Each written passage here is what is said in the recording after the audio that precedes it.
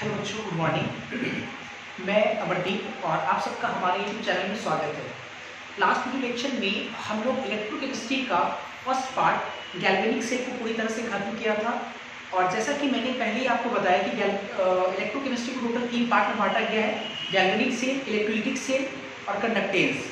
तो आज हम लोग एक नए पार्ट के साथ शुरुआत करेंगे और आज के इस वीडियो लेक्चर में हम लोग थर्ड पार्ट पहले पढ़ेंगे, अर्थात कंडक्टेंस के बारे में पढ़ेंगे और बाद में हम लोग इलेक्ट्रोलिटिक सेल के बारे में पढ़ेंगे। इसी के साथ शुरुआत करते हैं कंडक्टेंस। एक बड़ा सा हेडिंग लगाएंगे, कंडक्टेंस।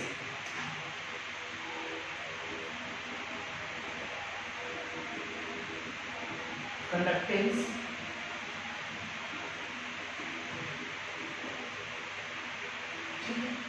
सवाल ये है कि कंडक्टेंस होता क्या है।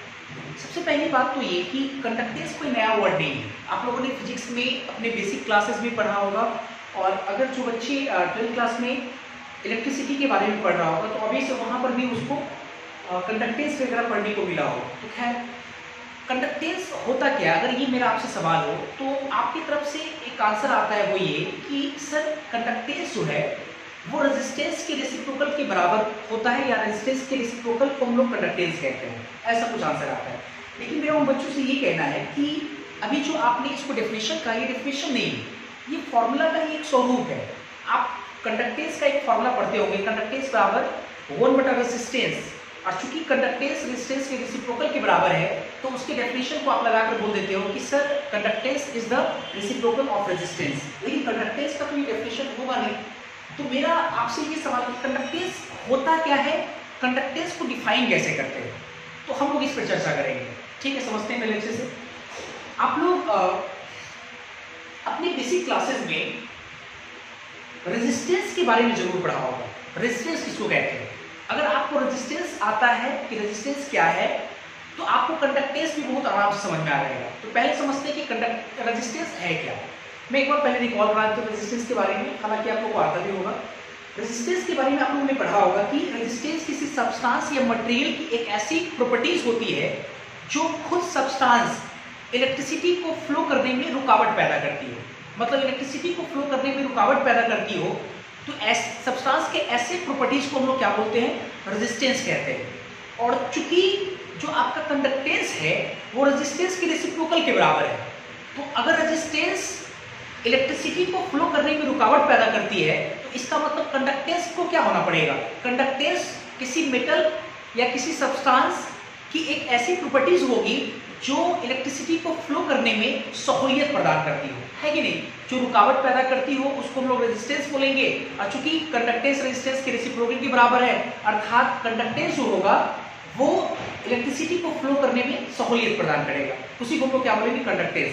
तो मैं जो कहा आपको कंडक्टेंस के बारे में, वो 1-2 लाइन लिखकर पहले डिफाइन करते हैं। क्या लिखेंगे इसमें कंडक्टेंस के बारे में? लिखेंगे it is the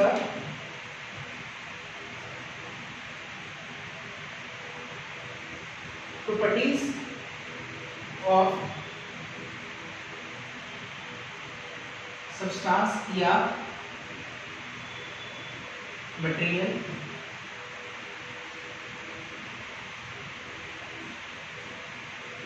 which facilitate flow of electricity is called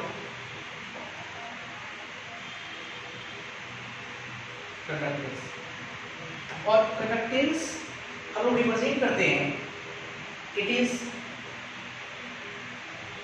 denoted by capital से। ठीक, कैपिटल से रिप्रेजेंट करते हैं।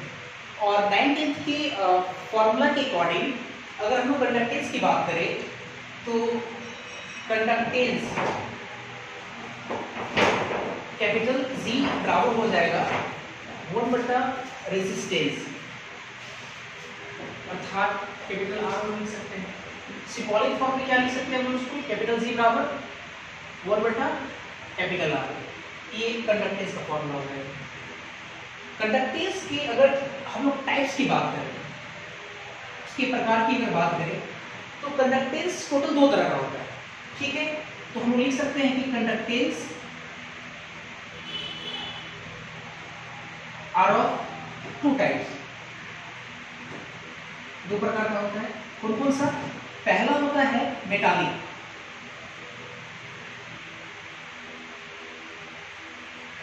और सेकेंड होता है इलेक्ट्रोलाइटिक।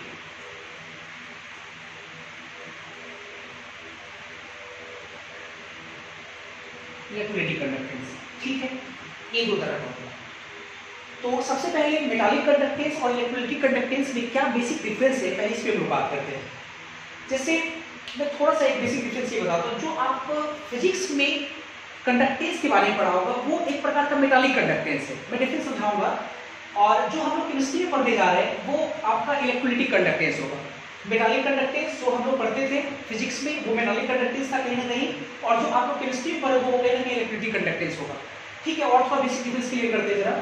जैसे मेटालिक कंडक्टेंस का मतलब होगा, इससे नाम नहीं छुपा हो, मेटालिक कंडक्टेंस, मेटल मतलब सब्सटेंस के तौर पे कौन हो? मेटल। मेटल हो, अगर सब्सटेंस के फॉर्म में, मेटेरियल के फॉर्म में मेटल हो। और मेटल में आपको पता होगा कि इलेक्ट्रॉन होता है ना, इलेक्ट्रॉन होता है, इलेक्ट्रॉन को चार्ज कहते हैं हम लोग, इलेक्ट्रॉन एक प्रकार का चार्ज भी है। तो उसके कारण जो कंडक्टेंस होगा हम लोग उसको बोलेंगे मेटालिक कंडक्टेंस और इलेक्ट्रोलाइटिक कंडक्टेंस। चूंकि केमिस्ट्री पढ़ना है, इलेक्ट्रोलाइटिक जो वर्ड है वो इलेक्ट्रोलाइट से लिया गया है। और इन आयनिक इक्विलिब्रियम में हम आपको जरूर पढ़ाया कि इलेक्ट्रोलाइट क्या है। तो इलेक्ट्रोलाइट के बारे में मैंने कहा था कि वैसा है ना सब्सटेंस जिसको पानी में डालने से अगर वो आयन प्रोड्यूस करे तो उसको लोग क्या बोलते हैं? इलेक्ट्रोलाइट बोलते हैं। तो इलेक्ट्रोलाइट के सॉल्यूशन के चलते जो कंडक्टेंस आएगा उसको लोग क्या बोलेंगे? Electrolytic conductance. और मेटल में इलेक्ट्रॉन के चलते जो कंडक्टेंस प्रॉपर्टीज होगा उसको लोग क्या बोलेंगे? Metallic conductance. और पूरे फिजिक्स में हम लोग मेटल की बात करते थे। आपको याद होगा 9th क्लास में हम लोग ओम्स लॉ वगैरह पढ़ते थे, तो ओम्स लॉ में भी साफ साफ स्टेटमेंट लिखा होता था कि किसी कंडक्टिंग वायर से, और कंडक्टिंग वायर एक प्रकार का क्या है? मेटल है। और मेटल में इलेक्ट्रॉन के फ्लो के कारण इलेक्ट्रिसिटी वगैरह होता है। तो कहीं ना कहीं जो आप फिजिक्स में पढ़ते थे वो एक प्रकार का मेटालिक कंडक्टेंस हो रहा है। और इलेक्ट्रोलाइटिक कंडक्टेंस के बारे में मैंने भी थोड़ा सा बताया कि इलेक्ट्रोलाइट्स के चलते, इलेक्ट्रोलाइट्स जो आयन प्रोड्यूस करता है, इलेक्ट्रोलाइटिक सॉल्यूशन के चलते जो कंडक्टेंस प्रॉपर्टीज एग्जिस्ट करेगा उसको लोग क्या बोलेंगे? इलेक्ट्रोलाइटिक कंडक्टेंस, ठीक है। आपके बोर्ड में कई बार एक तरह का सवाल आता है मेटालिक कंडक्टेंस और इलेक्ट्रोलाइटिक कंडक्टेंस को लेकर के कि मेटालिक कंडक्टेंस और इलेक्ट्रोलाइटिक कंडक्टेंस में बेसिक डिफरेंस क्या है। तो हालांकि एक डिफरेंस तो मैंने भी किया है और 3-4 डिफरेंस और भी देखेंगे। तो पहले आप इसको नोट करें, फिर इसके बाद हम लोग देखते हैं कि मेटालिक कंडक्टेंस और इलेक्ट्रोलाइटिक कंडक्टेंस के बीच में डिफरेंस क्या है, ठीक है। आप इसको पहले नोट करें।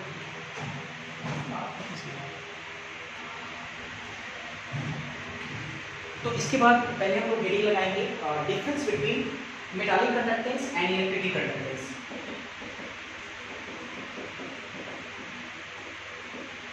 डिफरेंस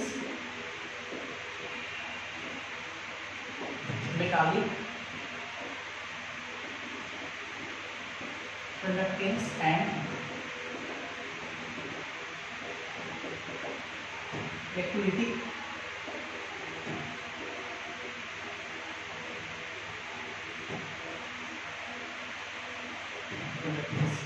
पेज को वहीं से बांटेंगे। एक तरफ हम लोग लिखेंगे मेटालिक कंडक्टेंस और दूसरे हिस्से में लिखेंगे इलेक्ट्रोलाइटिक कंडक्टेंस। मेटालिक कंडक्टेंस और दूसरे हिस्से में लिखेंगे हम लोग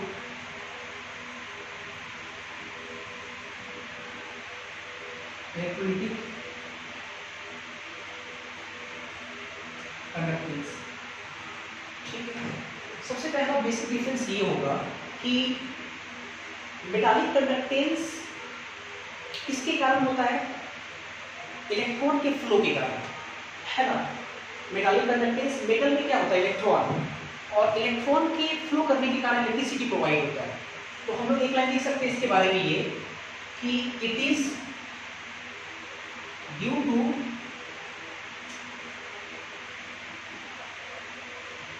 फ्लो ऑफ इलेक्ट्रॉन। और इलेक्ट्रोलाइटिक कंडक्टेंस किसके कारण होता है? इलेक्ट्रोलाइटिक, इलेक्ट्रोलाइट से लिया गया है। और इलेक्ट्रोलाइट हम लोग कहते हैं क्या? इलेक्ट्रोलाइट को जब हम लोग डालते हैं, सॉरी सब्सटेंस को जब हम लोग डालते हैं किसमें? वाटर में, और जो आयंस प्रोड्यूस करते हैं उसको लोग बोलते हैं इलेक्ट्रोलाइट। तो इलेक्ट्रोलाइटिक सॉल्यूशन में क्या हो सकता है? इलेक्ट्रिसिटी सॉल्यूशन में चार्ज होगा और चार्ज के चलते अगर कंडक्टेंस प्रॉपर्टीज एग्जिस्ट करता है उसको हम लोग बोलते हैं क्या, इलेक्ट्रिसिटी कंडक्टेंस है। तो इसके बारे में हम लोग क्या लिखेंगे, पहला पॉइंट कि it is due to not flow of electron, इसके कारण होगा it is due to flow of ion, ions की फ्लो के कारण होगा, क्योंकि इलेक्ट्रोलाइट क्या प्रोवाइड करता है, आयंस प्रोवाइड करता है, आयंस में कैटायन एनायन, और कैटायन एनायन के घूमने के चलते जो कंडक्टेंस प्रॉपर्टीज आएगा उसको हम लोग बोलेंगे इलेक्ट्रिसिटी कंडक्टेंस। और मेटल में क्या होता है, इलेक्ट्रॉन, इलेक्ट्रॉन घूमने के चलते जो उसका कंडक्टेंस प्रॉपर्टीज आएगा उसको हम लोग क्या बोलेंगे, मेटालिक कंडक्टेंस। तो यही पहला डिफरेंस मैंने लिखा। सेकंड डिफरेंस, सेकंड डिफरेंस ये कि मेटालिक कंडक्टेंस इलेक्ट्रॉन के फ्लो के कारण होता है, तो इलेक्ट्रॉन के फ्लो करने से किसी प्रकार का कोई केमिकल रिएक्शन नहीं होता है। तो हम लोग एक चीज बोल सकते हैं इसमें, no chemical reaction takes place,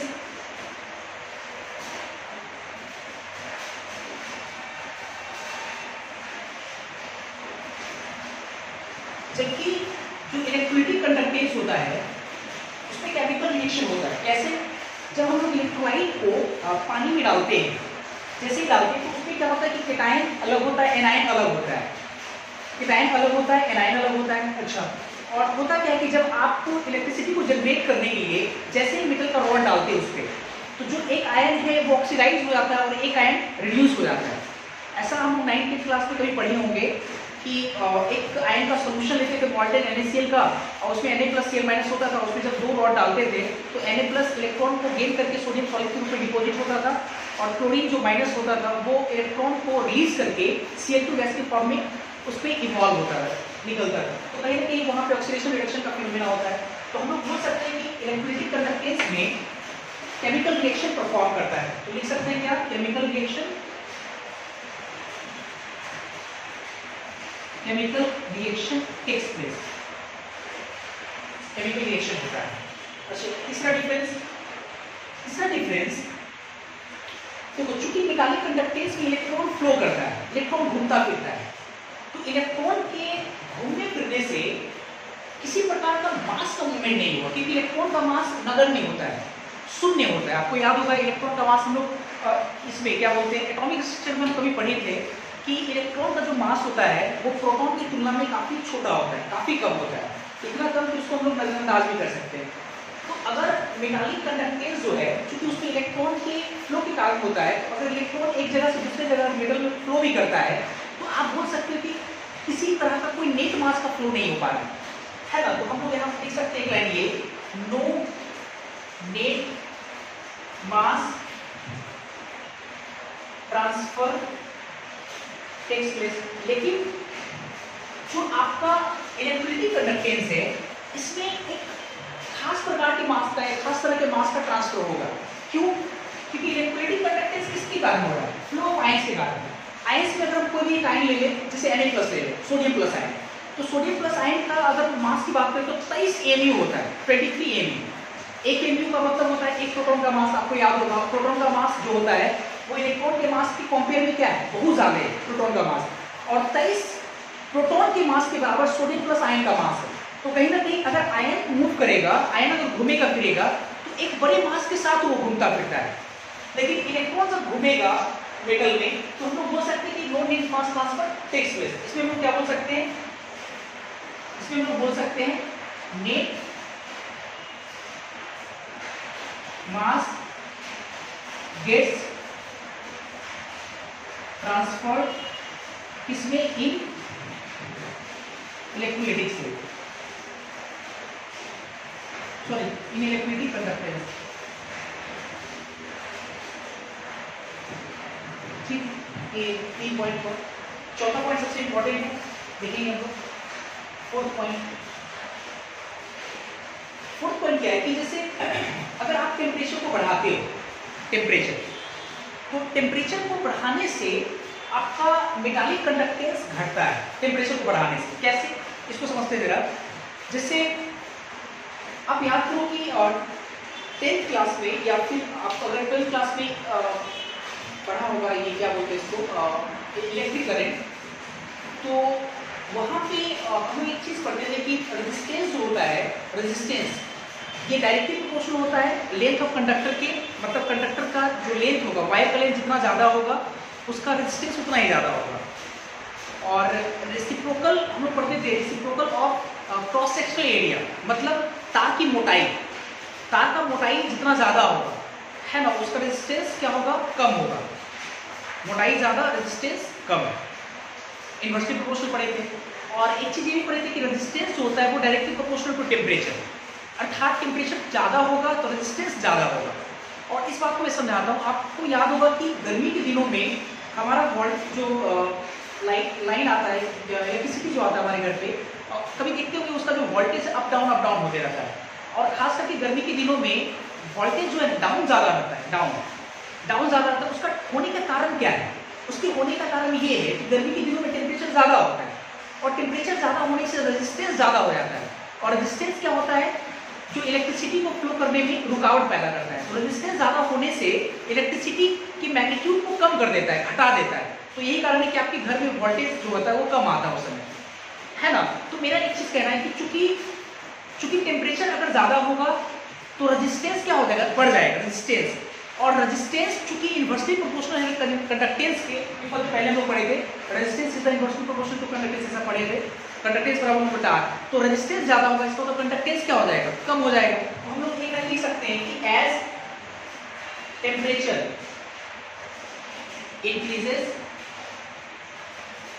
increases then resistance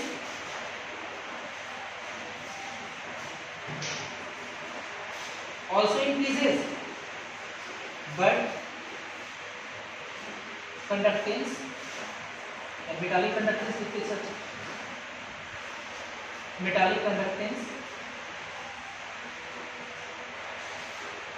decrease. Metallic conductance क्या हो, डिक्रीज करेगा, घटेगा।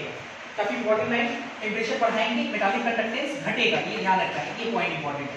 क्यों घटेगा, क्योंकि रेजिस्टेंस बढ़ जाता है, ठीक है, रेजिस्टेंस बढ़ेगा, ऑब्वियसली मेटालिक कंडक्टेंस क्या होगा, घटेगा। इसमें अगर आपने fourth point, next point electrolytic conductance. अब देखो क्या है कि इलेक्ट्रोलिटिक कंडक्टेंस के केस में जस्ट उल्टा होगा। क्यों उल्टा होगा इसको जरा समझते हैं।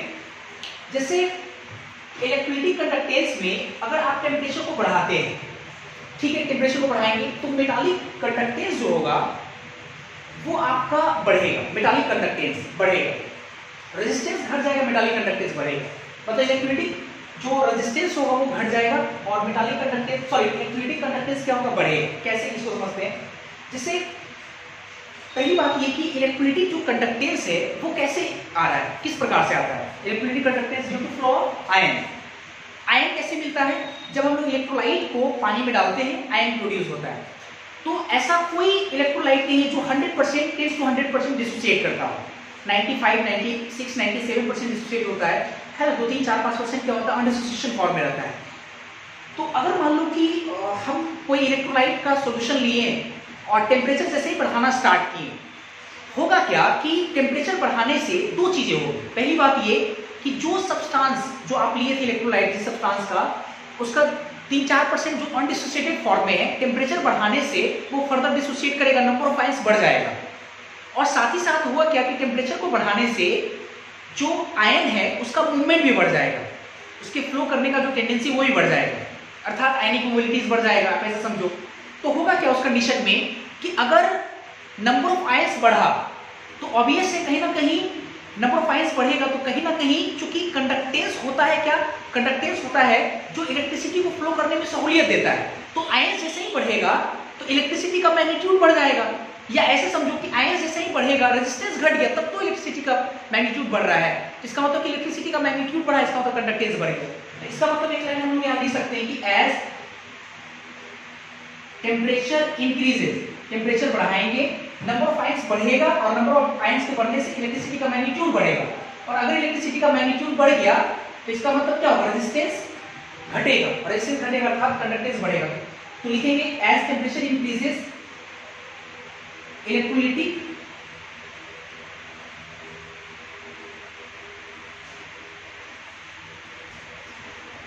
Conductance also increase. तो इसमें अंतर है, टेम्परेचर बढ़ाएं कंडक्टेंस जो है ना, मेटालिक कंडक्टेंस वो घटा है, और इसमें जब हम लोग टेम्परेचर बढ़ाए हैं तो इलेक्ट्रोलिटिक कंडक्टेंस क्या होगा, बढ़ा है। इसमें टेम्परेचर बढ़ाने से कंडक्टेंस प्रॉपर्टीज घटा है, इसमें टेम्परेचर बढ़ाने से कंडक्टेंस प्रॉपर्टीज बढ़ा है। ये बेसिक डिफरेंस है दोनों। तो एक बार तुरंत इन चारों पॉइंट्स को एक बार रिकॉल कर लिया तुरंत। जैसे अगर आपसे पूछेगा कि मेटालिक कंडक्टेंस और इलेक्ट्रोलिटिक कंडक्टेंस में डिफरेंस क्या है, तो मेटालिक कंडक्टेंस, मेटल में इलेक्ट्रॉन होता है तो इलेक्ट्रॉन के फ्लो करने के कारण होता है। इलेक्ट्रोलिटिक कंडक्टेंस, इलेक्ट्रोलाइट सॉल्यूशन में आयंस होता है तो आयंस के फ्लो करने के कारण इलेक्ट्रोलिटिक कंडक्टेंस होता है। ठीक है।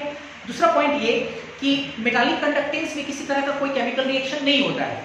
मेटालिक कंडक्टेंस है ना, कोई केमिकल रिएक्शन नहीं होता है। इलेक्ट्रोलिटिक कंडक्टेंस में केमिकल रिएक्शन परफॉर्म करता है। तीसरा ये कि चूंकि इलेक्ट्रॉन के फ्लो करने के कारण होता है, इलेक्ट्रॉन का मास होता नहीं है, तो हम लोग बोल सकते हैं कि मेटालिक कंडक्टेंस में नेट मास का ट्रांसफर नहीं होता है, और जबकि इलेक्ट्रोलिटिक कंडक्टेंस में अच्छा खासा मास का ट्रांसफर होता है, क्योंकि आयन का अच्छा खासा मास होगा। ठीक है।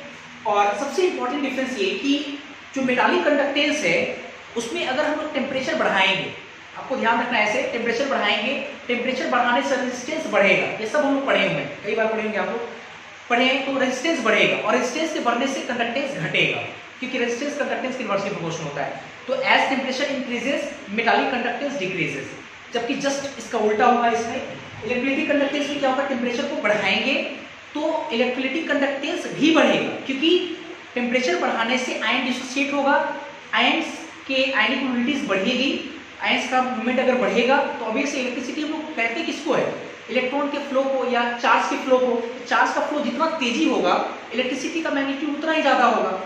तो कहीं ना कहीं टेम्परेचर बढ़ाने से इलेक्ट्रोलिटिक कंडक्टेंस आपका क्या होगा, इंक्रीज करेगा। ये बेसिक डिफरेंस है, पहले आप इसको नोट करो फिर आगे देखते हैं। ठीक, आपको समझ लेते हैं। इसके बाद हम लोग ओम्स लॉ देखेंगे। ठीक है, हालांकि आपने ये पढ़ा भी होगा।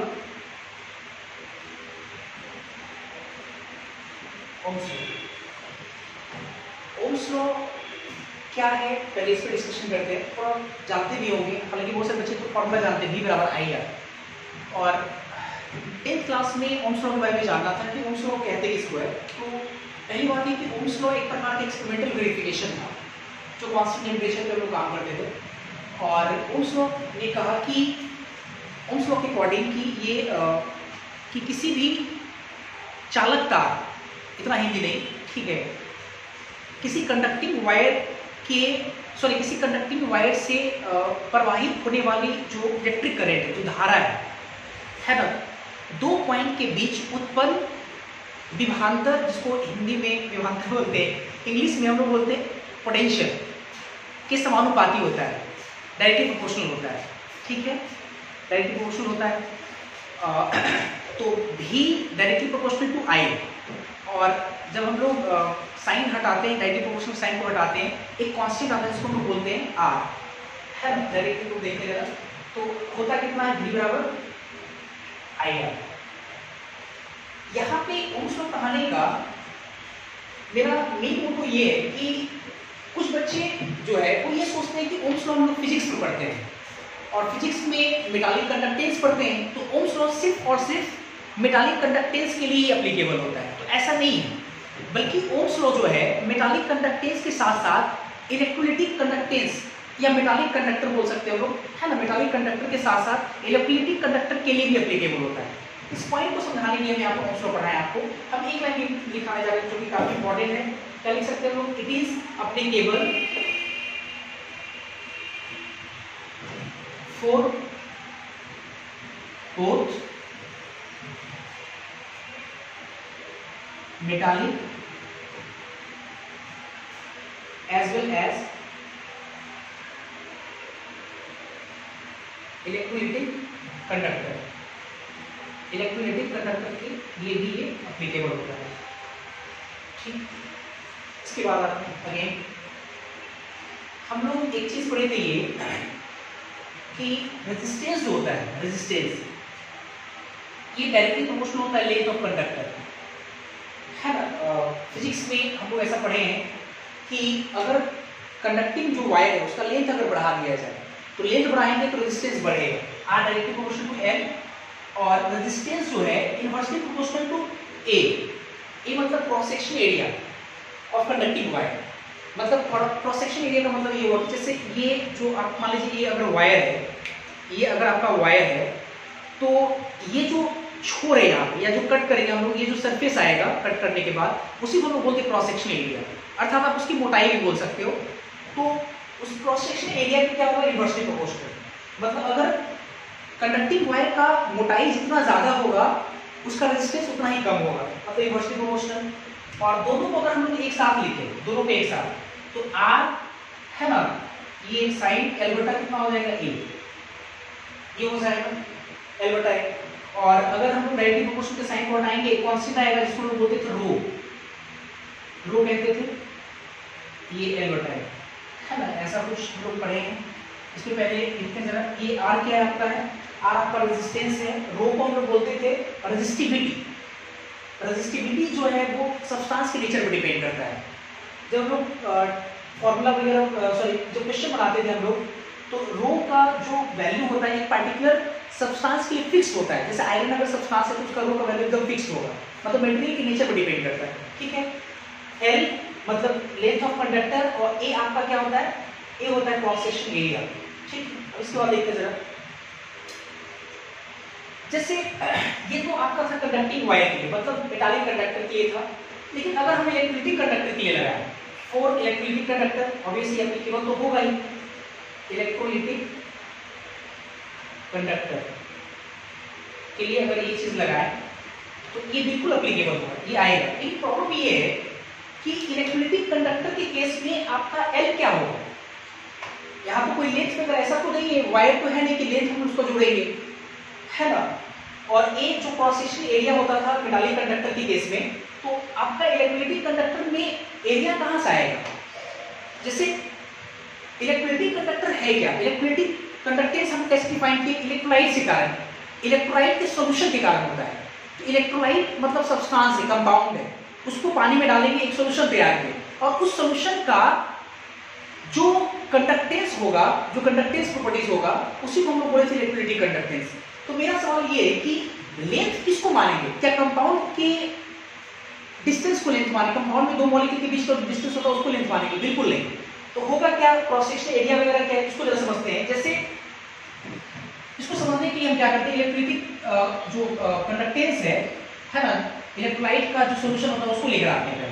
इलेक्ट्रोलाइट का सॉल्यूशन कैसा होगा, एक हम लोग मान लो कि एक कंटेनर लाते हैं, उस कंटेनर में मान लो कि किसी इलेक्ट्रोलाइट का एक सॉल्यूशन हम लेकर आए, ठीक है, ये इलेक्ट्रोलाइट का एक सॉल्यूशन लेकर आए, ठीक है। और इसमें क्या किए कि हम लोग दो इलेक्ट्रोड को डालते हैं, दो इलेक्ट्रोड,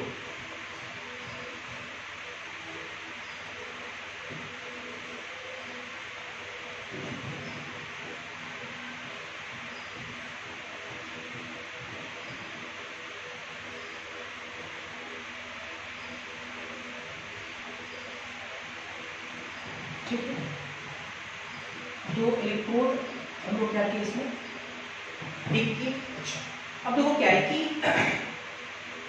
अब होगा क्या कि ये इलेक्ट्रोड आपका और एक इलेक्ट्रोड ये, इन दोनों को जब इसमें डिप किए, इसके अंदर क्या है, इलेक्ट्रोलाइट का सॉल्यूशन भरा हुआ है, मतलब कि इसमें आयन फ्री है। तो एक आयन सारे आयन क्या हो रहे हैं, वो घूम फिर रहे हैं। तो होगा क्या कि इस प्लेट और इस प्लेट के बीच में जो आयन घूम फिर रहा है ना, तो उसके कारण क्या होगा, जो आपका इलेक्ट्रिसिटी जनरेट होगा उसको हम लोग बोलेंगे इलेक्ट्रोलिटिक कंडक्टेंस। अच्छा, और एक बात ये कि इन दोनों प्लेट के बीच का जो डिस्टेंस होगा, इन दोनों प्लेट के बीच, इसी डिस्टेंस को हम लोग मानेंगे L।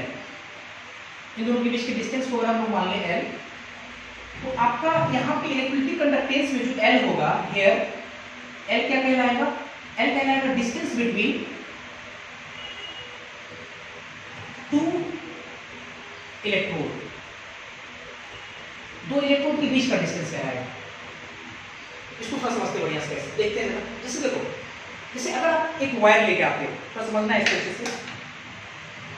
जैसे अगर मान लो कि ये वायर, ठीक है, तो मान लो ये वायर है, इसका कुछ लेंथ है, मान लो कि इसका L लेंथ है। तो मेटालिक कंडक्टेंस के केस में हम लोग बोलते थे कि R directly proportional to L, तो ये वाला L लेंथ लेते थे, ठीक है।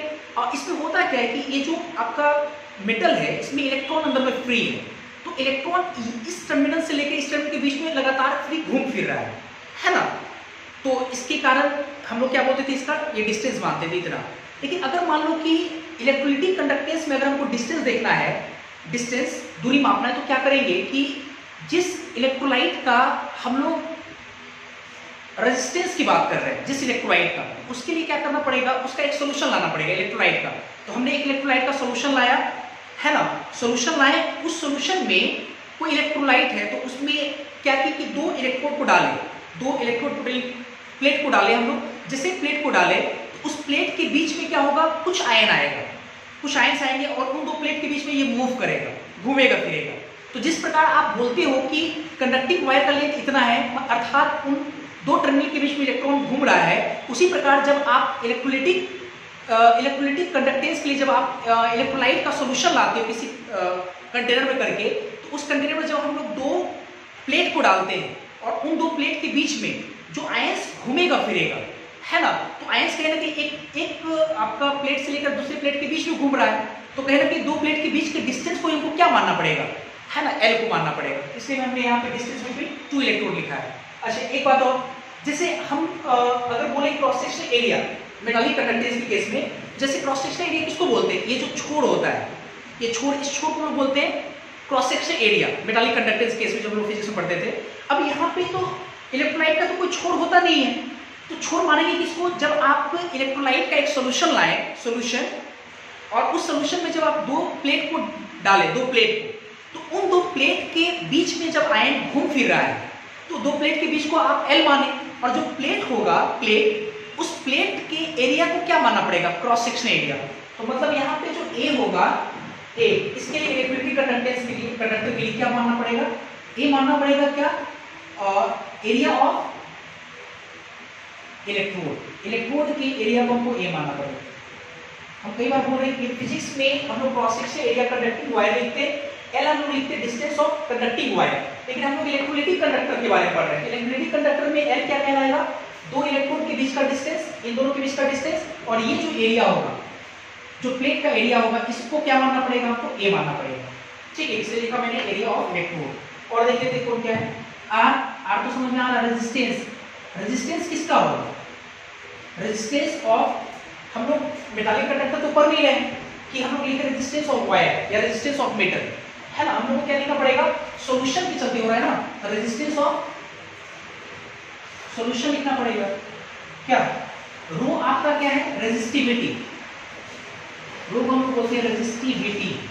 और इसके बारे में एक छोटा सा लाइन ये कि रेजिस्टिविटी जो होता है वो एक कांस्टेंट वैल्यू है, और ये जो कांस्टेंट वैल्यू है ये डिपेंड करता है नेचर ऑफ मटेरियल पे।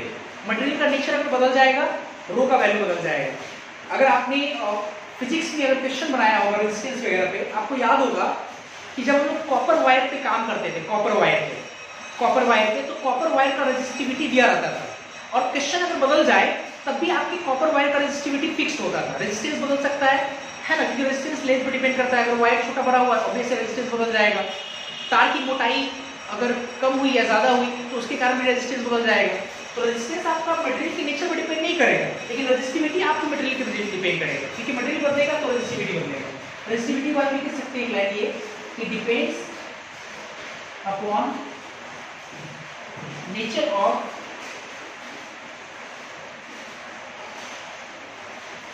मटेरियल, मटेरियल के नेचर पे डिपेंड करता है। ठीक है, ये 3-4 पॉइंट मैंने यहाँ पे लिखा है। पहले इसको आप एक बार नोट करें, फिर इसके बाद हम लोग देखते हैं।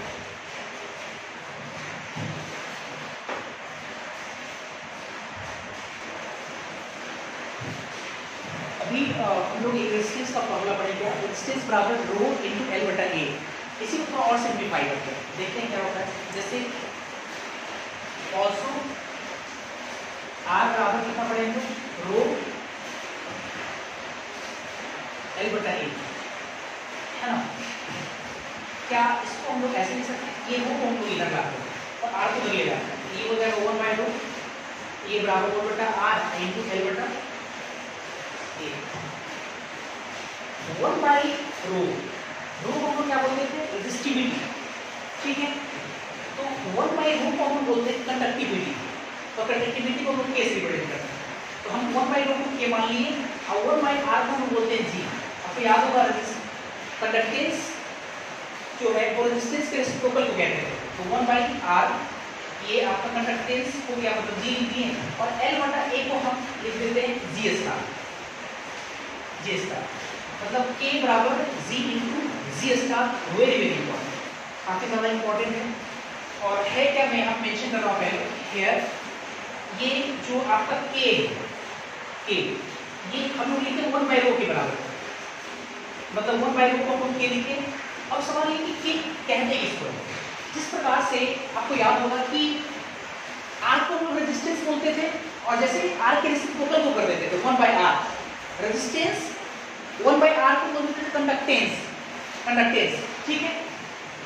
रो को हम लोग बोलते थे रेजिस्टिविटी, हमने लिखा रेजिस्टिविटी। तो 1/ρ को क्या बोल देंगे? रेजिस्टिविटी का उल्टा क्या बोलेंगे हम लोग? कंडक्टिविटी। रेजिस्टिविटी कंडक्टिविटी, जैसे रेजिस्टेंस 1/r को कंडक्टेंस, रो रेजिस्टिविटी, तो 1/ρ कंडक्टिविटी। तो ये क्या आपका है यहाँ पे? ये कहलाएगा आपका कंडक्टिविटी।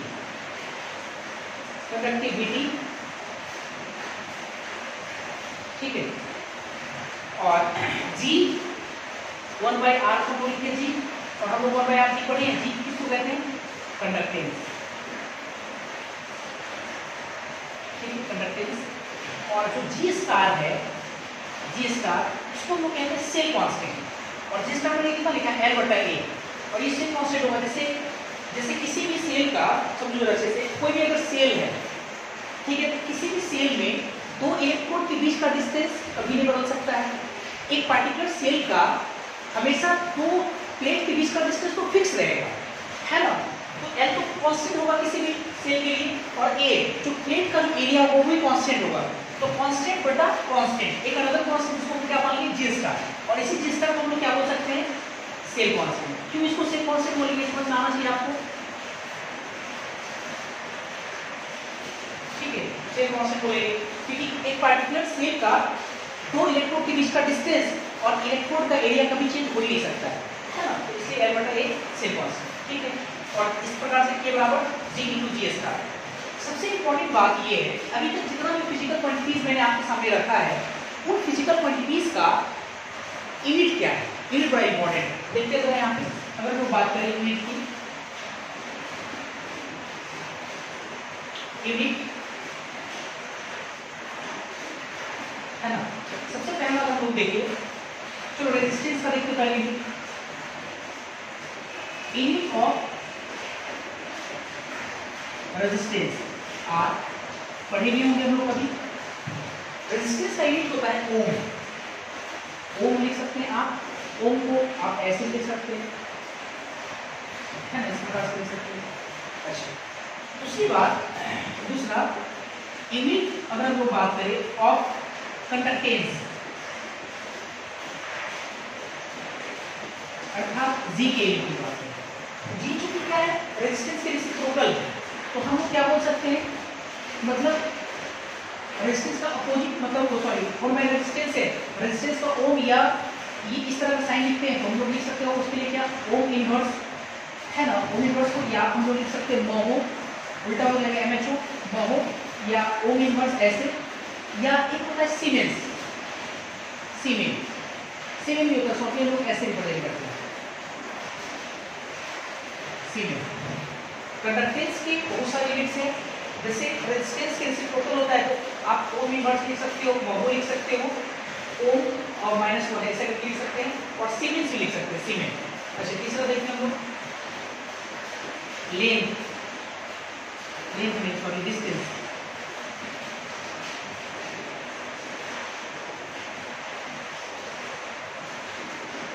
बिटवीन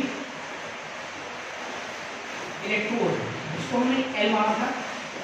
तो डिस्टेंस का यूनिट क्या होता है? मीटर या सेंटीमीटर?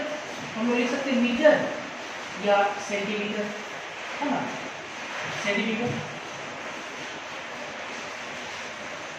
एरिया का यूनिट, एरिया ऑफ इलेक्ट्रोड,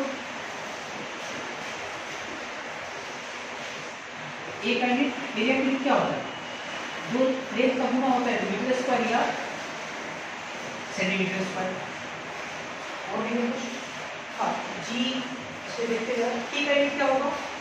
ठीक है, जी स्टार देखते हैं, मतलब सेम कांस्टेंट करेंगे, यूनिट ऑफ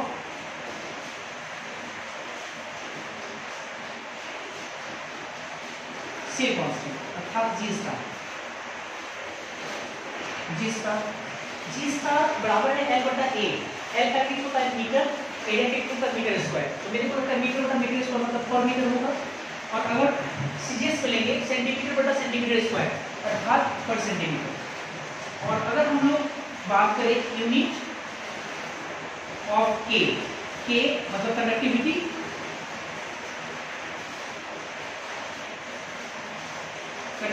के इसका मतलब यूनिट क्या होगा, के बराबर होता है जी इंटू जी स्टार। जी का यूनिट होता है पर ओम और जी स्टार का यूनिट होता है पर मीटर। तो हम लोग लिख सकते हैं पर ओम पर मीटर है ना, या बहुत सारी चीज हो सकता है, महो पर ओम पर सेंटीमीटर लिख सकते हैं हम लोग क्या, या हम लोग ऐसे लिख सकते हैं महो पर मीटर। ठीक है, या हम लोग लिख सकते हैं पर ओम ऐसे पर मीटर है ना, इस प्रकार से। या सीमेंस एस एस और पर मीटर एस पर मीटर ऐसे लिख सकते हैं। सेंटीमीटर के टर्म्स में लिखे तो हम लोग लिख सकते हैं ओम पर सेंटीमीटर या महो पर सेंटीमीटर है ना, एक तरह से हो सकता है, या पर ओम पर सेंटीमीटर, या हम लोग लिख सकते हैं सीमेंस एस पर सेंटीमीटर ऐसे। ठीक है, ये इसका आज की लिखा है, ठीक है, नेक्स्ट क्लास में मिलते हैं।